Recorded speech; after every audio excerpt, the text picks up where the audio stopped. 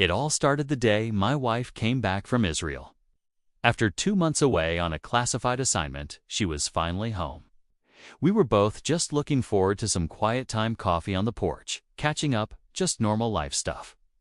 But our neighborhood isn't exactly normal, especially when it comes to the HOA.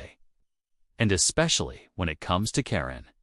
You know the type, clipboard in one hand, phone in the other, always watching like she's the self-appointed sheriff of the block.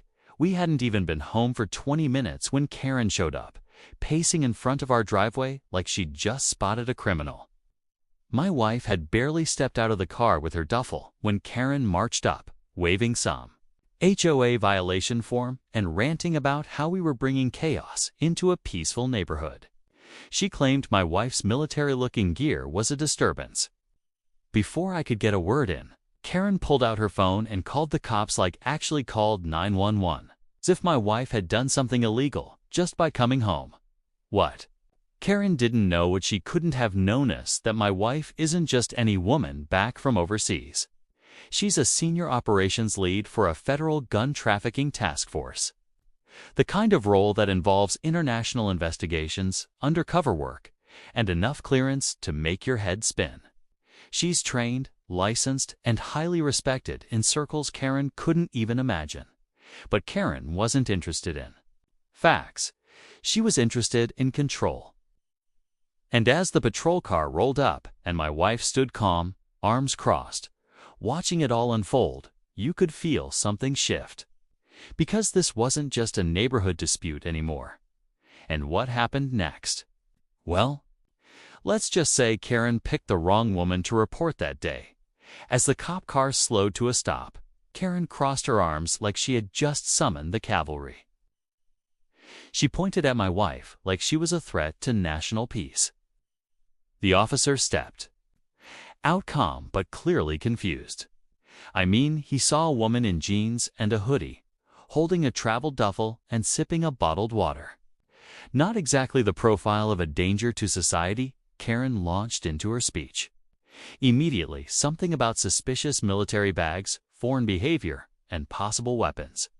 I saw the officer glance at her, then back at my wife, and you could tell he wasn't buying all of it. Still, he had to follow protocol. He asked for ID, and that's when things got interesting. My wife calmly reached into her bag and handed over a federal badge and ID card. Not just any badge, this one had weight. The officer's eyebrows shot up, but he didn't say much. Just stepped back, looked between the two of them, and said, "Ma'am, can you explain what the concern is here?" Karen doubled down. She just got off a plane from overseas. She's dressed like some covert agent. How do we know she's not bringing trouble into our community? I wanted to laugh, but my wife just stayed quiet, watching Karen with this calm, unreadable expression she usually reserves for interrogation rooms. Meanwhile, I could tell the officer was starting to get uncomfortable. He checked the badge again, made a call on his radio, and asked a few more questions, but never raised his voice, never got aggressive. Still, Karen stood there, clutching her HOA folder like it was her shield. At this point, neighbors had started peeking through blinds, some even stepping outside. The whole street had this strange energy, like something big was coming. And none of them, especially Karen, had any clue what my wife had just come home from. The officer stepped aside to take the radio call. Walking a few feet away toward his cruiser, Karen took that as her moment to escalate. She stepped closer, lowering her voice like she was whispering something scandalous. "You're hiding something?" she hissed at my wife. "I've seen those kinds of people before. Terry or not. This is a quiet neighborhood. We don't need your kind here." That was the moment I felt my blood boil. But again, my wife said nothing. She just stared at Karen, steady and still, like she was reading her like a case file. Because that's what she does. She reads people, finds the cracks in their story. But this time, she wasn't here to interrogate. She was just trying to come home. Meanwhile, the neighbors weren't just watching anymore. Mr. Feldman from across the street came out with his dog and stood by the curb. The Johnson kids were peeking from behind their mom's legs near the garage. Word was spreading fast. Not just that the cops were here, but that Karen was involved. And once again, turning something small into something explosive. What made it? Worse was Karen's friend, Cheryl, who had come walking over with a half-empty cup of tea and a smug smile. She nodded toward Karen and added, "We've seen some odd behavior lately. Packages arriving at odd hours, foreign labels. Could be dangerous." My wife looked at me, and I could tell she was trying to stay calm, but that line hit hard. The foreign comment wasn't about mail, it was about her family, her background, her whole identity. The officer came back then, his tone more respectful this time. He said quietly, "Ma'am, we've confirmed your credentials. Everything checks out." But Karen didn't back off. In fact, she looked even more irritated. Like the truth only made her feel more out of control. That's when the real conflict started to show, not just between Karen and us, but between her and the rest of the neighborhood. Because something about this was deeper than just HOA rules. Something was unraveling. And it wasn't going to stop with just this one confrontation. Karen stepped forward again, now practically in the officer's face. "So you're just going to let this go?" she snapped. "She's probably still carrying something dangerous. What if she has weapons in that bag?" Her voice had gotten louder, enough for more neighbors to start gathering on their porches. You could feel the tension wrapping around the whole street like a storm cloud that just wouldn't burst. The officer tried to stay calm. "Ma'am, she's a federal agent. She's cleared.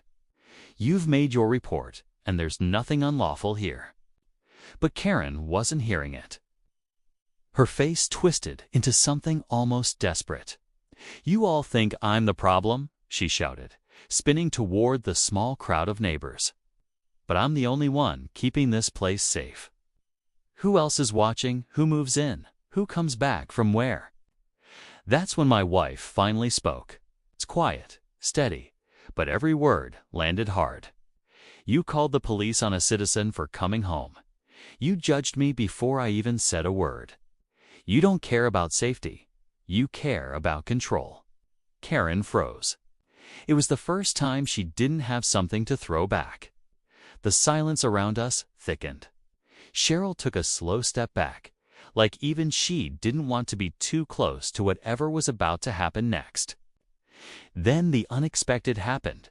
Mr. Feldman from across the street cleared his throat and said, "Karen, maybe you should go home." That simple sentence shifted everything. Karen's jaw clenched. Her eyes moved across the neighbors, realizing she didn't have the backup she thought she had. She muttered something under her breath, then turned to the officer one last time. "You'll regret ignoring this." But it wasn't over. As she stormed off, the officer looked at my wife and said, "Ma'am, off the record, you might want to check with your agency. Something about this doesn't feel like just a neighborhood complaint." That's when my wife's face changed. Serious, focused. Whatever this was, it was bigger than Karen's paranoia. Something deeper was going on, and we were about to find out. The moment the officer pulled out that plastic container, everything went dead quiet. It wasn't ours, neither of us had ever seen it before, and the label was scratched off like someone had intentionally made it hard to identify. The officer took a sample, sealed it up, and said it would need testing at the county lab. Karen stood nearby, pretending to be shocked. But I caught the way her expression flickered for just a second, like she knew more than she let on. Later, that afternoon, we got a call. The container held nothing dangerous, just a mix of expired garden lime and sawdust. Not toxic. Not illegal. Nothing even close to hazardous. But what raised eyebrows was how it got into our barn without us knowing. That's when the officer mentioned something that didn't make sense at first. The fingerprints on the lid weren't ours. My wife, being the new police chief, requested an internal check, and when the results came in, the twist hit hard one. Set of partial prints belonged to a man who happened to be Karen's nephew. He'd been in trouble before for trespassing. Now, it looked like someone had sent him in to plant fake evidence and stir up the drama, with everything unraveling fast. My wife held a town meeting. She laid it all out: the false complaints, the drone footage, the staged environmental scare, and now the planted evidence. People listened, and for the first time, Karen didn't have a comeback. Even the mayor was there, watching silently, his arms crossed. He spoke up at the end, saying there would be a full review of HOA actions and that abuse of authority wouldn't be tolerated. Karen stepped back, speechless for once. But just as everyone thought it was over, one neighbor raised a hand and said, "Quietly, you might want to check your own shed. Karen, my security cam caught someone sneaking out of it the same night those figures were near the barn." And just like that, the tables turned once more. The next day, the neighbor who spoke up shared his security footage with the sheriff.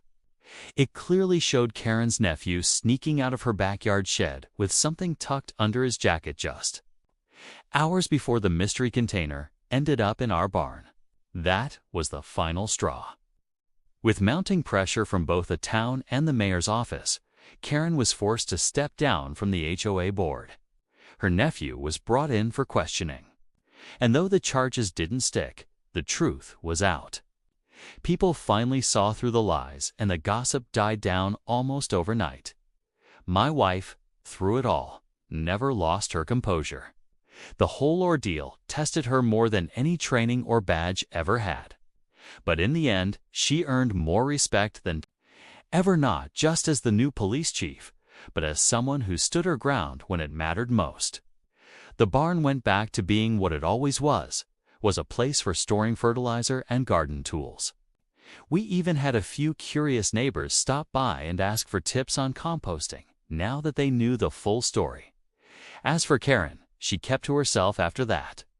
No more surprise inspections, no more drone flyovers, just silence. Her shed, the one that had triggered that last twist, sat locked and untouched. Looking back, it's wild how dried cow dung and a locked barn door sparked so much chaos. But maybe it needed to happen. The truth had to come out. And in the end, the real fertilizer wasn't what was in those bags, was all the lies she tried to plant. And like most bad seeds, they couldn't grow in the light. That's the story of how an HOA raid turned into a lesson in truth, trust, and standing up when it matters most.